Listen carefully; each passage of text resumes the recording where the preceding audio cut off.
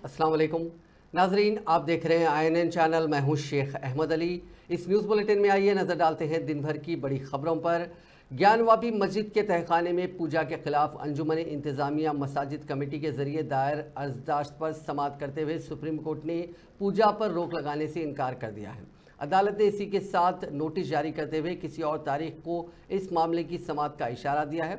ज्ञानवापी मस्जिद के तहखाने में निचली अदालत के जरिए पूजा की इजाज़त के खिलाफ मस्जिद कमेटी सुप्रीम कोर्ट पहुंची थी। मस्जिद कमेटी ने सुप्रीम कोर्ट में हाई कोर्ट के फैसले को चैलेंज किया था, क्योंकि हाई कोर्ट ने निचली अदालत के पूजा के फैसले को बरकरार रखा था। सुप्रीम कोर्ट में समाअत के दौरान अंजुमन इंतज़ामिया मसाजिद कमेटी की जानिब से पेश हुए वकील हुज़ैफ़ा अहमदी ने कहा कि निचली अदालत ने हुक्म पर अमल दरामद के लिए 1 हफ्ते का वक्त दिया था, लेकिन हुकूमत ने फौरी तौर पर इस पर अमल दरामद करते हुए तहखाने में पूजा शुरू करा दी। इसके खिलाफ हम हाई कोर्ट गए और वहां से भी हमें कोई राहत नहीं मिली। अब सुप्रीम कोर्ट इस पर फौरी तौर पर रोक लगाए। मामले की समाअत के बाद चीफ जस्टिस DY चंद्रचूड़ ने नोटिस जारी किया और किसी और तारीख पर समाअत का इशारा दिया। मस्जिद कमेटी के वकील ने अपनी दलाइल पेश करते हुए पूजा पर फौरी तौर पर पाबंदी आयद करने का मुतालबा किया, जिस पर चीफ जस्टिस ने कहा कि तहखाने में दाखिल होने का रास्ता जुनूब से और मस्जिद में दाखिल होने का शुमाल से है, इसीलिए दोनों एक दूसरे को मुतासिर नहीं करते। हम हिदायत करते हैं कि फ़िलहाल दोनों इबादतें अपने अपने मकामात पर जारी रहें। मध्य प्रदेश के धार में वाक़ भोजशाला और कमल मौला मस्जिद में ASI सर्वे पर रोक लगाने से मुतालिक दाखिल अर्जी को सुप्रीम कोर्ट ने खारिज कर दिया है। हालांकि अदालत उस्मा ने मध्य प्रदेश हाई कोर्ट के उस हुक्म के खिलाफ अर्जी पर नोटिस जारी किया है, जिसमें ASI को मुतनाज़ मकाम भोजशाला और कमल मौला मस्जिद में सर्वे करने की हिदायत दी गई थी। सुप्रीम कोर्ट ने अपने अबूरी हुक्म में कहा कि सर्वे के नताइज की बुनियाद पर उसकी इजाज़त के बगैर कोई कार्रवाई नहीं होगी। सुप्रीम कोर्ट ने यह भी वाज़ेह किया कि मुतनाज़ मकामात पर ऐसे कोई खुदाई नहीं की जानी चाहिए जिससे उसकी फितरत बदल जाए। अदालत ने इस मामले में सभी फरीकैन को नोटिस भेजा है। वाज़ेह है कि गुज़िश्ता माह 22 मार्च को धार की भोजशाला में सर्वे हुआ था। वाराणसी की ज्ञानवापी की तरह ही भोजशाला में सर्वे किया जा रहा है। मुस्लिम फरीक ने 22 मार्च को ही सुप्रीम कोर्ट का रुख किया था। दिल्ली आबकारी पॉलिसी से मुतालिक मनी लॉन्ड्रिंग के मामले में गिरफ्तार दिल्ली के वज़ीर आला अरविंद केजरीवाल को आज अदालत से बड़ा झटका लगा। उनकी रिमांड की मुद्दत खत्म होने के बाद ईडी ने उन्हें दिल्ली के राउज एवेन्यू कोर्ट में पेश किया। ईडी ने उनकी मजीद रिमांड तलब नहीं की, जिसके बाद अदालत ने उन्हें 15 दिनों की अदालती हिरासत में भेज दिया। वाज़ेह है कि ईडी ने दिल्ली के वज़ीर आला अरविंद केजरीवाल को एक्साइज पॉलिसी से मुतालिक मनी लॉन्ड्रिंग केस में 21 मार्च की रात को गिरफ्तार किया था। अगले दिन यानी 22 मार्च को अदालत ने केजरीवाल को 28 मार्च तक ईडी की हिरासत में भेज दिया था। फिर 28 मार्च को उन्हें 1 अप्रैल तक ईडी की हिरासत में भेजा था और आज दूसरी रिमांड की मुद्दत खत्म होने के बाद अदालत ने उन्हें 15 दिनों के लिए अदालती हिरासत में भेज दिया। केजरीवाल अब 15 दिनों तक तिहाड़ जेल में रहेंगे। दिल्ली शराब स्कैम केस में गिरफ्तार BRS की रुकने कानून साज काउंसिल कविता को अबूरी जमानत की दरखास्त पर समाअत 4 अप्रैल तक मुलतवी कर दी गई है। कविता ने उनके फर्जन के इम्तहानात के पेश नज़र उनकी जमानत इस माह की 16 तारीख तक मंजूर करने की ख्वाहिश करते हुए 26 मार्च को दिल्ली की राउज एवेन्यू कोर्ट में दरखास्त दाखिल की थी। ताहम अदालत ने उनकी जमानत की दरखास्त पर जवाब दाखिल करने की एनफोर्समेंट डायरेक्टरेट को हिदायत देते हुए नोटिस जारी की थी और इस मामले की समाअत मुलतवी कर दी थी। अदालत इस दरखास्त की समाअत 4 अप्रैल को 2:30 बजे दिन करेगी। वाज़ेह है कि गुज़िश्ता माह की 15 तारीख को कविता को मरकज़ी तहकीकाती एजेंसी ने हैदराबाद से गिरफ्तार किया था। चीफ सेक्रेटरी शांति कुमारी ने रियासत में इंतखाबी ज़ाब्ते अखलाक के निफाज पर अमलावरी के सिलसिले में महकमे पुलिस और दीगर महकमों के अहदेदारों के साथ जायज़ा इजलास तलब किया। उन्होंने शमशाबाद इंटरनेशनल एयरपोर्ट और बेगमपेट एयरपोर्ट पर तनखी की हिदायत जारी की। चीफ सेक्रेटरी ने कहा कि स्मगलर्स की जानिब से इस्तेमाल किए जाने वाले खुफिया रास्तों पर नज़र रखी जाए। Director general police Ravi Gupta ने चीफ सेक्रेटरी को बताया कि गैर कानूनी तौर पर मुंतकिल की जाने वाली रकम और दीगर अशिया की गैर कानूनी मुंतकली को रोकने के लिए दीगर रियासतों के अहदेदारों के साथ इजलास तलब किया जा रहा है। उन्होंने बताया कि सरहदों के पास 85 चेक पोस्ट कायम किए गए हैं और फ्लाइंग स्क्वाड्स की 15 टीमें तश्कील दी गई हैं। पिछले 15 दिनों के दौरान 35 करोड़ रुपए नगद रकम जब्त की गई और सरहदी चेक पोस्ट के पास जायद 5 करोड़ रुपए जब्त किए गए। चीफ सेक्रेटरी शांति कुमारी ने जिला कलेक्टर्स को हिदायत दी है कि वो अप्रैल और मई के महीनों में ज़्यादा दर्जे हरारत की वजह से सनस्ट्रोक, डिहाइड्रेशन वगैरह के बारे में लोगों को बेदार करें। सीएस ने आज जिला कलेक्टर्स के साथ वीडियो कॉन्फ्रेंस के दौरान रियासत में पीने के पानी की फराहमी, बढ़ते हुए दर्जे हरारत के पेश नज़र उठाए जाने वाले एहतियाती इक़दाम, स्कूलों में बुनियादी ढांचे की फराहमी और धान की खरीदारी का जायजा लिया। चीफ सेक्रेटरी ने कहा कि इन 2 महीनों के दौरान रियासत में खास तौर पर साबिक आदिलाबाद, करीमनगर, वरंगल और खम्मम जैसे अजला में दर्जे हरारत 45 डिग्री तक पहुंचने के साथ शदीद गर्मी की लहर के इम्कान हैं। गर्मियों में एहतियाती तदाबीर के बारे में लोगों को आगाह किया जाए। वज़ीर आबपाशी उत्तम कुमार रेड्डी ने तनकीद करते हुए कहा कि रियासत में बीआरएस के दौरे हुकूमत के दौरान पानी की निकासी का शोबा तबाह हो गया। उन्होंने कहा कि अजला में दौरे के दौरान साबिक़ वज़ीर आला चंद्रशेखर राव की तरफ से किया गया हर दावा झूठ पर मबनी है। उन्होंने कहा कि बीआरएस हुकूमत ने किसानों को फसल बीमा भी नहीं दिया। तेलंगाना मुल्क की वाहिद रियासत है जिसमें फसल का बीमा नहीं है। उन्होंने गांधी भवन में मीडिया से बात करते हुए कहा कि चंद्रशेखर राव के इख्तिदार में आने के बाद उन्होंने फसल बीमा को मनसूख कर दिया था। किसानों को बीआरएस के दौर में नुकसान की सूरत में इंश्योरेंस का मुआवजा नहीं दिया गया था। उन्होंने पूछा कि चंद्रशेखर राव आबपाशी के शोबे के बारे में बात करने के अहल हैं। उन्होंने इल्ज़ाम लगाया कि केसीआर के दौरे हुकूमत में मंसूबे के बगैर कमीशन के लिए आबपाशी प्रोजेक्ट्स के डिज़ाइन में तरमीमात की गई। उन्हें कालेश्वरम के बारे में बात करते हुए शर्म आनी चाहिए। कालेश्वरम के लिए बिजली की फराहमी पर 10,000 करोड़ रुपए सालाना के अखराजात आयद होते हैं। अवाम साबिक वजीर आला के झूठ का नोट ले। సూర్యాపేటలో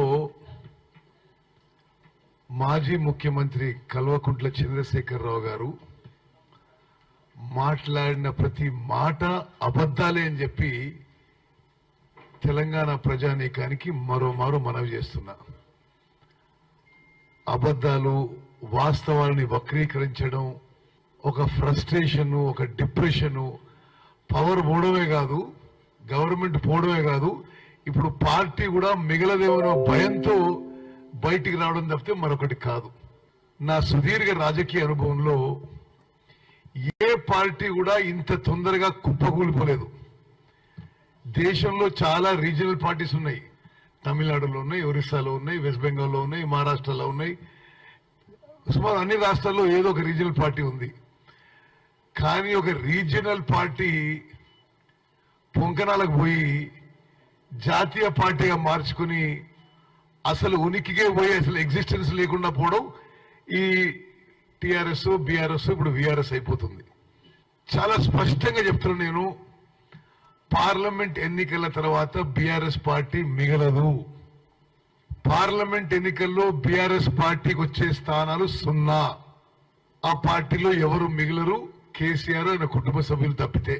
ఆ ఫ్రస్ట్రేషన్ లో, ఆ డిప్రెషన్ లో, ఆ భయంతో, ఆ నర్వస్నెస్ లో ఎన్నడూ కూడా రైతుల మధ్య పోయి ప్రజల్లో సమయం గడపని కేసీఆర్ ఒక విలాసవంతమైన ప్రగతి భవన్ కట్టుకొని ఇంకో విలాసవంతమైన ఫామ్ హౌస్ లో సమయం గడుపుతూ ఈ రోజు ఉరికురికి సూర్యాపేట పోయిందంటేనే ఎంత భయాందోళన ఉన్నారో తెలంగాణ ప్రజలు గమనించవచ్చును. ఒక పెద్ద మనిషి 10 ఏళ్లు ముఖ్యమంత్రి అయిన తర్వాత ఈ విధంగా అబద్ధాలు మాట్లాడొచ్చా? తెలంగాణ ప్రజలు గమనించాలి. మా ప్రభుత్వం स्टेशन घनपुर के रुकन असेंबली कडियम श्रीहरि ने कहा कि बीजेपी के जुनून को रोकना सिर्फ कांग्रेस ही से मुमकिन है। उन्होंने कहा कि वो सेकुलरिज्म को बरकरार रखने के लिए कांग्रेस में शामिल हुए हैं और मुल्क और रियासत में पार्टी को मजबूत करने की पूरी कोशिश करेंगे। उन्होंने कहा कि वो बीआरएस से कांग्रेस में शमूलियत के बाद पार्टी के कायदीन से मुलाकात कर रहे हैं। इसी के हिस्से के तौर पर वर्धन्नापेट के रुकन असेंबली KR नागराजू से उन्होंने मुलाकात की। इस मौके पर मीडिया से बात करते हुए कडियम श्रीहरि ने वाजे किया कि मुल्क भर में अक़लियतों और दलितों पर जारी हमलों को रोकने के लिए कांग्रेस पार्टी आगे है। सोनिया गांधी, राहुल गांधी और खरगे की क़यादत में ये मुमकिन है। उन्होंने कहा कि कांग्रेस में शमूलियत का एक और मकसद अपने हल्के की तरक्की भी है। हल्के की आवाम ने उनको मुंतखब किया है। आवाम के साथ साथ हल्के से भी इंसाफ को यकीनी बनाया जाएगा। AICC general secretary Shrimati Deepa Das Munshi garu, AICC secretaries Chaudhary garu, Vishnu గారు, పిసిసికి సంబంధించిన కార్యదర్శులు, మంత్రులు అందరి సమక్షంలో సీఎం గారి నివాసంలో నిన్న కాంగ్రెస్ పార్టీలో చేరడం జరిగింది. ప్రధానంగా రాష్ట్రంలో కాంగ్రెస్ పార్టీని బలోపేతం చేయాలని దేశవ్యాప్తంగా బీజేపీ మతోన్మాదాన్ని అడ్డుకోవాలి అంటే అది ఒక కాంగ్రెస్ పార్టీతోనే సాధ్యమవుతుందని దేశవ్యాప్తంగా మైనార్టీలపైన దళితులపైన జరుగుతున్న దాడులను అడ్డుకోవడంలో కాంగ్రెస్ పార్టీ ముందుంటుందని సోనియా గాంధీ గారు, రాహుల్ గాంధీ గారు, ఖర్గే గారు వీరందరి నాయకత్వంలోనే అది సాధ్యమవుతుంది. లౌకికవాదాన్ని నిలబెట్టుకోవడానికి వీలవుతుందనే ఆలోచనలో భాగంగా పార్టీలో చేయడం జరిగింది. దానికి తోడు నియోజకవర్గాన్ని बीआरएस के कारगुजार सदर तारक रामाराव ने कहा कि कांग्रेस पार्टी में कई एकनाथ शिंदे हैं। उन्होंने चीफ मिनिस्टर रेवंत रेड्डी को इंतबाह दिया कि वो कांग्रेस के एकनाथ शिंदों से चौकस रहें। उन्होंने कहा कि रेवंत रेड्डी को उनके बाजू में रहने वाले अजला खम्मम और नलगुंडा के बमों से खतरा लाहक है। उन्होंने वाजे किया कि बीआरएस पार्टी से रेवंत रेड्डी को किसी किस्म की कोई परेशानी नहीं होगी। उन्हें सिर्फ अपनी पार्टी के कायदीन से चौकस रहने की ज़रूरत है। केटीआर ने कहा कि कांग्रेस हुकूमत को गिराने की हम कोई सोच नहीं रखते। चीफ मिनिस्टर को खतरा बीआरएस के कायदीन से नहीं है। नलगुंडा पार्लिमानी हल्के के कायदीन और कारकुनों से खिताब करते हुए केटीआर ने कहा कि रेवंत रेड्डी अपनी 5 साल की मियाद में अवाम से किए गए वादों को पूरा करें। उन्होंने कहा कि कांग्रेस इख्तिदार में आकर 100 दिन गुजर गए हैं, इसके बावजूद किसानों के ज़राई कर्ज माफ़ नहीं हुए हैं। సంసారం చేస్తే కదా పిల్లలు పుట్టేది కాదా? మరి రేవంత్ రెడ్డి గారి ప్రభుత్వం వచ్చినాక ఒక్క నోటిఫికేషన్ ఇవ్వలేదు, ఒక్క పరీక్ష పెట్టలేదు. కానీ 30,000 ఉద్యోగాలు ఇచ్చిన అబద్ధాలు చెప్తుంటే ఆ అబద్ధాల విషయాన్ని ప్రజలకు, ముఖ్యంగా యువతకు చెప్పవలసిన బాధ్యత మన మీద ఉన్నదా లేదా ఒక్కసారి దయచేసి మీరు ఆలోచించాలని చెప్పి నేను కోరుతా ఉన్నా. ఈ తప్పు మనం చేసినాం. మనం ఉద్యోగాలు ఇచ్చి కూడా చెప్పుకోలేకపోయినాం, ఉద్యోగాలు ఇచ్చి కూడా పిల్లలకు చెప్పుకోలేకపోయినాం. నేను ఎన్నికల తర్వాత ఒక ప్రత్యేక బృందాన్ని మా తమ్ముడు ఖానాపూర్లో పోటీ చేసి 4,000 ఓట్ల తేడాతో ఓడిపోయిన మా తమ్ముడు, నా క్లాస్మేటు జాన్సన్ నాయక్ అని ఉంటాడు, బుకియా జాన్సన్ నాయక్ అని.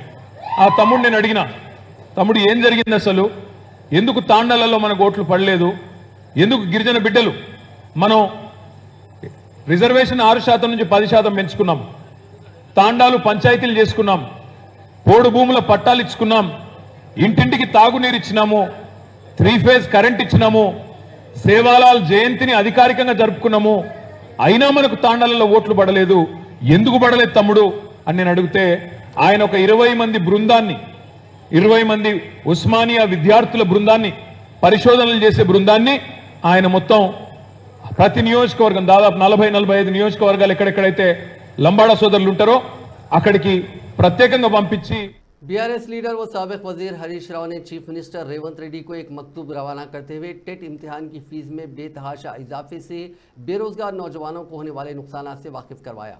अपने मकतूब में हरीश राव ने कहा कि हुकूमत ने एक तरफ टेट इम्तिहान की फीस में भारी इजाफा कर दिया तो दूसरी तरफ SC ST और माजूर तुलबा को दी जाने वाली रियायत को बर्खास्त कर दिया, जो तुलबा और बेरोजगारों के साथ सरासर धोखा है। उन्होंने कहा कि काफ़ी मेहनत और मशक्क़त से गरीब ख़ानदान अपने बच्चों की फ़ीस अदा कर रहे हैं। ऐसे में टेट इम्तिहान की फ़ीस में कई गुना इजाफा करने से गरीब ख़ानदानों पर माली बोझ आयद हो रहा है। उन्होंने कहा कि बीआरएस दौरे हुकूमत में टेट के 1 पेपर या 2 पेपर लिखने वालों से सिर्फ 5 रुपये फ़ीस वसूल की जाती थी, लेकिन मौजूदा हुकूमत ने 1 पेपर के लिए माफ़ कीजिएगा पिछले बीआरएस दौर में 500 रुपये फ़ीस वसूल की जाती थी, लेकिन मौजूदा हुकूमत ने इस फीस में इजाफा करते हुए 1 पेपर के लिए 1,000 रुपये और 2 पेपर के लिए 2,000 रुपये फ़ीस मुकर्रर की है। फ़ीस की रकम BC SC माफ़ कीजिएगा CBSC की जानिब से मुनक़िद होने वाले CTET इम्तिहान के मुकाबले में दुगनी है। उन्होंने कहा कि दर्जे फहरिस्त तबक़ात व क़बाइल के तुलबा को फ़ीस में रियायत दी जाती थी, लेकिन उन्हें आम ज़मरे के तुलबा की तर्ज पर फ़ीस वसूल की जा रही है, जो गैर दस्तूरी है। साबिक वज़ीर निरंजन रेड्डी ने कहा कि रियासत में किसानों की आंखें फसल के नुकसान की वजह से नम हैं। उन्होंने रियासत भर में फसलों के खुश्क होने के लिए रियासत की रेवंत रेड्डी हुकूमत को जिम्मेदार करार दिया। उन्होंने पार्टी हेडक्वार्टर्स में तेलंगाना भवन में मीडिया से बात करते हुए कहा कि मेहनत से काश्त करने वाले किसान अपने खेत को जलाने की कोशिश कर रहे हैं, क्योंकि रियासती हुकूमत उनकी फसलों को मुनासिब तौर पर पानी की सप्लाई करने से कासिर है। उन्होंने कांग्रेस के वुज़रा और कायदीन से पूछा कि वो किसानों से मुलाकात करने की हिम्मत क्यों नहीं रखते। రైతులు వాటికి పాల్పడుతున్నారు। కొంతమంది రైతులు ఏకంగా పాదరక్షల్ని చేతుల్లోకి తీసుకొని చెంపలేసుకొని మేము కాంగ్రెస్ కోసం పనిచేసినాం, ఓట్లు వేయించినాం, వేసినాం, మాకు బుద్ధి వచ్చింది అని చెప్పి ఏడ్చుకుంటూ కంటతడి పెట్టుకుంటూ వాళ్ళు శాపనార్థాలు చేస్తూ ఉన్నారు। ఇవన్నీ ఏదో బీఆర్ఎస్ పార్టీ ఇంకో పార్టీ ప్రేరేపించినటువంటి ఘటనలు కావు। యాదృచ్ఛికంగా సహజ సిద్ధంగా రైతుల యొక్క ఆవేదనలోంచి వస్తున్నటువంటి ఘటనలు ఇవన్నీ కూడా। వీటిని ప్రజాస్వామ్యంలో సున్నితత్వం కలిగిన ఏ ప్రభుత్వమైనా ప్రజల యొక్క ఆర్తిని అర్థం చేసుకునే ప్రయత్నం చేయాలి తప్ప దీన్ని పక్కదారి పట్టియడం కోసం, ఇటువంటి ఘటనలు లేవనిపించడం కోసం చర్చ అంతా రాజకీయాల వైపు మళ్ళీ పూర్తిగా మంత్రులు కానీ వాళ్ళ అధినాయకులు కానీ అవతల పార్టీలను తీసుకొని వచ్చి కండువాలు మార్పించే పనిలో బిజీగా ఉన్నారు। కానీ ఇటు నీటిపారుదల శాఖ మంత్రి కానీ అటు వ్యవసాయ శాఖ మంత్రి కానీ మరి ఈ రోజుకు రాష్ట్రంలో మీ ప్రభుత్వం వచ్చినాక, కాంగ్రెస్ పార్టీ ప్రభుత్వం వచ్చినాక ఈ 110-15 రోజులలో సుమారు 200 పైచిలకు మంది రైతులు ఆత్మహత్య చేసుకున్నారు। ఒక్క రైతు కుటుంబం దగ్గర కన్నా మీరు పరామర్శకు పోయినరా? ఒక్క ఎండిన పొలం కాడికన్నా పరామర్శకు పోయినరా? రైతులు మంట పెట్టుకున్నటువంటి ఒక్క పంట కాడికైనా పోయి పరామర్శకు పోయినరా? అయ్యో ఎందుకు ఇట్లా చేసుకుంటారు, మేము ఉన్నాం, మీరు చెప్పే వాదన అయితే చెప్తున్నారో ఇది ప్రకృతిపరమైనటువంటి తప్ప మా తప్పలేదో చెప్తున్నారో, ఇదే మాట రైతుల దగ్గరికి పోయి మీరు ఎందుకు చెప్తలేరు? మరి ఎందుకు ఓదార్స్తలేరు? ఎందుకు సాంత్వనపరుస్తలేరు? మీరు చెప్పేదే నిజమైతే ఎందుకు ఒప్పిస్తలేరు రైతుల్ని? మరి कांग्रेस पार्टी ने तेलंगाना और आंध्र प्रदेश में लोकसभा और असेंबली इंतखाबात के लिए अपने उम्मीदवारों को तकरीबन हतमी शक्ल दे दी है। दिल्ली में मुनक़िदा कांग्रेस इलेक्शन कमेटी के इजलास में बताया जाता है कि उम्मीदवारों की फहरिस्त को हतमी शक्ल दे दी गई है। तेलंगाना प्रदेश कांग्रेस के सदर और वज़ीर आला रेवंत रेड्डी, आंध्र प्रदेश कांग्रेस कमेटी की सदर वाई शर्मिला ने दीगर कायदीन के साथ इन इजलासों में शिरकत की। आंध्र प्रदेश के ताल्लुक से बताया जाता है कि पार्टी क़यादत ने 117 असेंबली और 17 लोकसभा सीटों के लिए उम्मीदवारों के तौर पर बेशतर नामों को मंजूरी दे दी है। बताया जाता है कि 58 असेंबली और 8 लोकसभा सीटों के उम्मीदवार ज़ेर इल्तिवा हैं। इस बात की इत्तलात है कि शर्मिला कड़पा लोकसभा हल्के से राजा महेंद्रवरम से जी रुद्राराजू मुकाबला करेंगे। अलावा जी सीता रेड्डी विशाखापट्टनम और पल्लम राजू काकीनाडा से इंतखाबी मैदान में होंगे। इसके अलावा तेलंगाना के 4 पार्लियामेंट्री हलकों से उम्मीदवारों को खतियत दिया जाना बाकी है, जिनमें हैदराबाद का हल्का भी शामिल है। और ये तवक्को की जा रही है कि हैदराबाद हल्के से हैदराबाद डीसीसी के सदर समीर वलीउल्लाह कांग्रेस पार्टी के उम्मीदवार होंगे। हैदराबाद के सिकंदराबाद रेलवे स्टेशन पर एक शख्स के पास से 37 लाख रुपए नकद रकम जब्त कर ली गई। रेलवे पुलिस के मुताबिक इंतखाबी ज़ाब्ते अखलाक के निफाज के पेश नज़र पुलिस की जानिब से बड़े पैमाने पर तलाशी मुहिम अंजाम दी जा रही है। आज सिकंदराबाद रेलवे स्टेशन में तलाशी मुहिम अंजाम दी गई। इसी दौरान तमिलनाडु से ताल्लुक़ रखने वाले लक्ष्मण नामी शख्स के पास से 37 लाख रुपए बरामद हुए। रेलवे पुलिस का कहना है कि नकद रकम जब्त की गई है क्योंकि लक्ष्मण ने मुनासिब दस्तावेजात नहीं दिखाए। इस सिलसिले में रेलवे पुलिस ने केस दर्ज कर लिया है।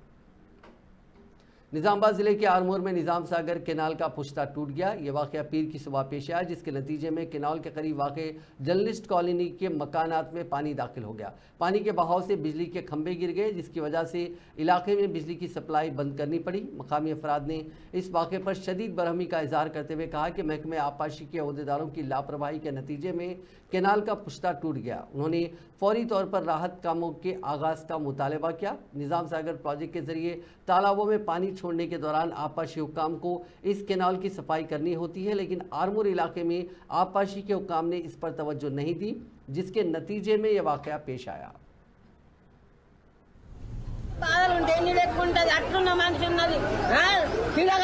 రాత్రి పెద్దమ్మ పండుగ కుటుంబం అందరు ఊరూరికెళ్ళొచ్చి ఈ పరిస్థితి ఏంది? ముత్తమంతా ఒక పక్కకు పడితే జైజీపుని రమ్మంటే ఎంత పెద్ద గండి వేసి ఇంట్లో నీళ్ళు వచ్చినాయి. ఇప్పుడు బీరు వల్ల పెద్ద సాగు ఉన్నాయి, మనుషులు అన్ని కొట్టుకపోయినాయి. ఈ బాధ ఏంది? అసలు ఏమైంది? అత్తలు రంధ్రం పడ్డ 10 వచ్చింది, 10 నాకు నీళ్ళు వచ్చింది, 10 మీలు బందుకు వచ్చింది, మీలు బందుకు వచ్చినాక కింది బందుకు వచ్చింది. సడన్ గా సచ్చిన మనిషి పన్న మనిషి ఒక్కటి 3:30కు చాలా అయింది. ఆ లాగికమన్నారు సాగు కాలక లేపితే ఏమైంది అంటున్నాను అనుకున్నాను. గంటి ఇంట్లో వచ్చి చూసేవరకల్లా డోర్ తీసేవరకల్లా మొత్తం ఇంట్లో నీళ్ళు. ఈ పరిస్థితి చూడండి. तेलंगाना के ज़िले नलगुंडा में तकरीबन 2000 साल कबल के सिक्के एक मिट्टी के घड़े में पाए गए। गुज़िश्ता रोज़ ज़िले के पानीगढ़ी गांव में महकमे आसार क़दीमा के अहदेदारों की जानिब से की गई खुदवाई के दौरान सिक्कों के अलावा बुद्धमत से मुताल्लिक़ दीगर अशिया पाई गईं। इन सिक्कों की तादाद 3000 है। उनके बारे में ख्याल किया जाता है कि वो महातलावरा से ताल्लुक़ रखने वाले सिक्के हैं जो सतवाहना के जागीरदार थे। पानीगढ़ी 3री सदी कबल मसीह के वसत में बुद्धमत का एक अहम मरकज़ था। यहाँ पहाड़ी पर 16 एकड़ के रकबे पर फैला हुआ बुद्धिस्ट स्तूपा भी मौजूद है। सबसे पहले 1941 में उस वक्त की निज़ाम हुकूमत ने पहली बार पानीगढ़ी गांव में खुदाई की थी। बाद 2002 और 2015 में भी खुदाई की गई थी। तेलंगाना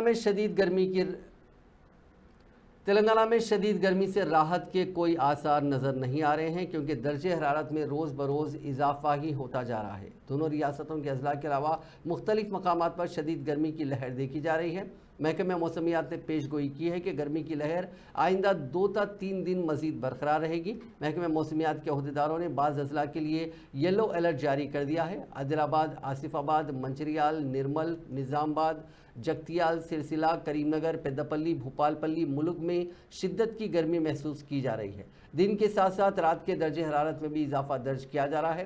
तेलंगाना के दारुल हुकूमत हैदराबाद में दर्जे हरारत तकरीबन 38 डिग्री सेल्सियस दर्ज किया गया है। इसी दौरान गर्मी से बचने के लिए लोग मुख्तलिफ तदाबीर अख्तियार कर रहे हैं। अत्तापुर इलाके में कॉटन के गोदाम में बड़े पैमाने पर आग लग गई। ज़राए के मुताबिक कल शब शॉर्ट सर्किट के नतीजे में इस गोदाम में बड़े पैमाने पर आग लग गई। मकामी अफराद की इत्तला के साथ ही 2 फायर ब्रिगेड्स ने वहां पहुंचकर आग पर काफ़ी जद्दोजहद के बाद काबू पाया। इस वाक़े के सिलसिले में किसी के झुलसने या फिर किसी की मौत की कोई इत्तला नहीं है।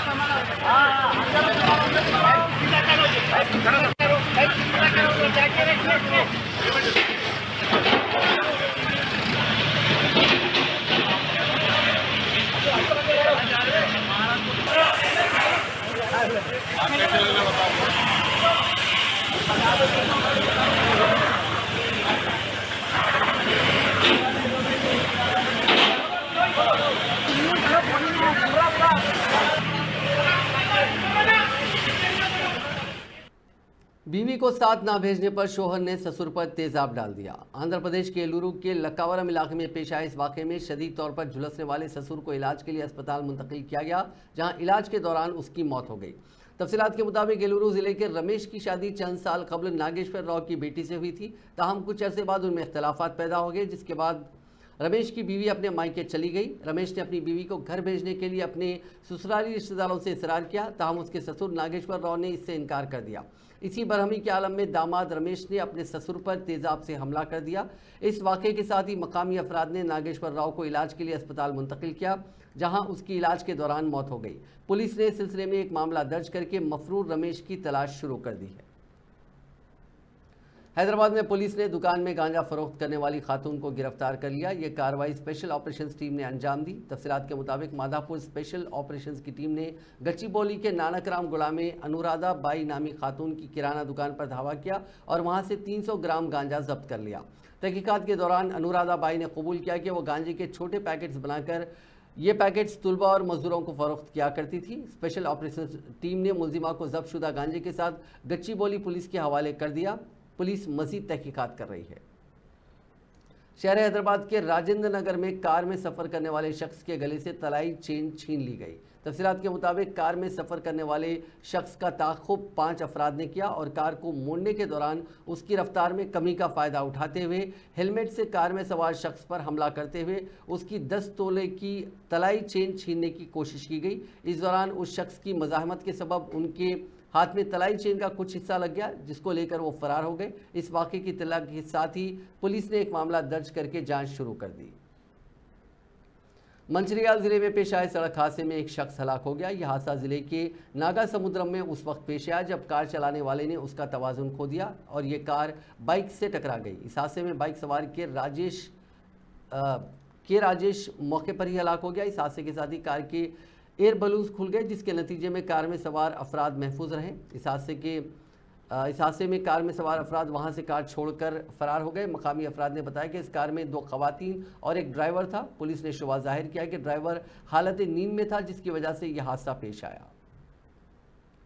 नामालूम अफराद नौजायदा लड़की को छोड़कर चले गए। यह वाकया तेलंगाना के संगारेड्डी जिले की अमीनपुर बल्दिया की वानी नगर कॉलोनी में पेश आया। तफसीलात के मुताबिक बाज़ मकामी अफराद ने इस नौजायदा लड़की के रोने की आवाज़ सुनी और उसको वहां से इलाज के लिए मकामी सरकारी अस्पताल मुंतकिल किया। डॉक्टर्स ने इसका इलाज किया। उनका कहना है कि लड़की मुकम्मल तौर पर सेहतयाब है। नौजायदा को शिशु विहार मुंतकिल करने के इक़दाम किए गए।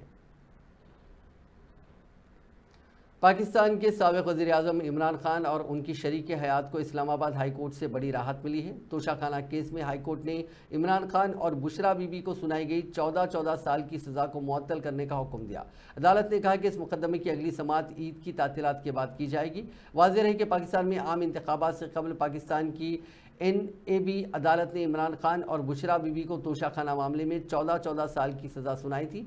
उसके एक दिन बाद शादी से मुताल्लिक एक और मामले में उन दोनों को 7 साल की इजाफी सज़ा भी सुनाई गई थी। महकमे इनकम टैक्स की जानिब से कांग्रेस को 1700 करोड़ रुपए के जुर्माने से मुतालिक भेजे गए नोटिस पर समाअत करते हुए सुप्रीम कोर्ट ने कांग्रेस पार्टी को बड़ी राहत दी है। सुप्रीम कोर्ट में समाअत के दौरान इनकम टैक्स डिपार्टमेंट ने ये यकीन दहानी कराई है कि वो फिलहाल इस मामले में कोई एक्शन नहीं लेगी, जिसके बाद सुप्रीम कोर्ट ने इस मामले की समाअत 24 जुलाई तक मुलतवी कर दी। सुप्रीम कोर्ट के जरिए आइंदा समाअत के लिए 24 जुलाई की तारीख मुकर्रर किए जाने से कांग्रेस को यह राहत हुई है कि अब इनकम टैक्स महकमा इस मामले में कोई कार्रवाई नहीं करेगा, जबकि इनकम टैक्स महकमे की जानिब से भी इस ताल्लुक से अदालत में मालूमात दी गई है। उसने कहा कि फ़िलहाल इस मामले में कोई कार्रवाई नहीं की जाएगी।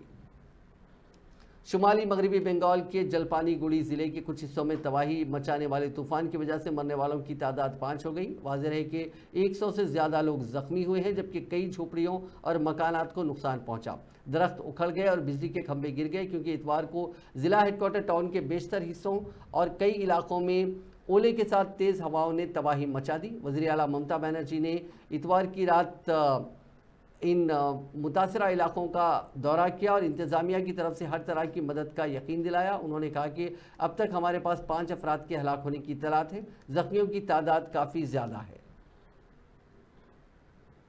वज़ीर-ए-आज़म नरेंद्र मोदी ने पीर को कहा कि हिंदुस्तान को अगले 10 सालों में इक़्तिसादी तौर पर खुद इन्हिसार बनने की ज़रूरत है, ताकि मुल्क आलमी अवामिल से ज़्यादा मुतासिर न हो। रिज़र्व बैंक ऑफ इंडिया की 90वीं सालगिरह के मौके पर खिताब करते हुए वज़ीर-ए-आज़म ने यह भी कहा कि जून में बीजेपी की क़यादत वाली एनडीए के तीसरे मुद्दत के लिए ओहदा संभालने के बाद हर एक के लिए बहुत सारे काम पैदा होंगे। उन्होंने कहा कि हमें हिंदुस्तान की इक़्तिसादी खुद इन्हिसारी को बढ़ाना है। मोदी ने कहा कि बैंकिंग सेक्टर मुनाफा बख्श हो गया है और उनकी हुकूमत और RBI की तरफ से गुज़िश्ता दहाई में की गई कोशिशों की वजह से क्रेडिट में इजाफा हो रहा है। मुझे याद है जब 2014 में रिजर्व बैंक के 80वें वर्ष के कार्यक्रम में आया था, तब हालात एकदम अलग थे। भारत का पूरा बैंकिंग सेक्टर समस्याओं और चुनौतियों से जूझ रहा था। एनपीए को लेकर, भारत के बैंकिंग सिस्टम की स्टेबिलिटी और उसके भविष्य को लेकर हर कोई आशंका से भरा हुआ था।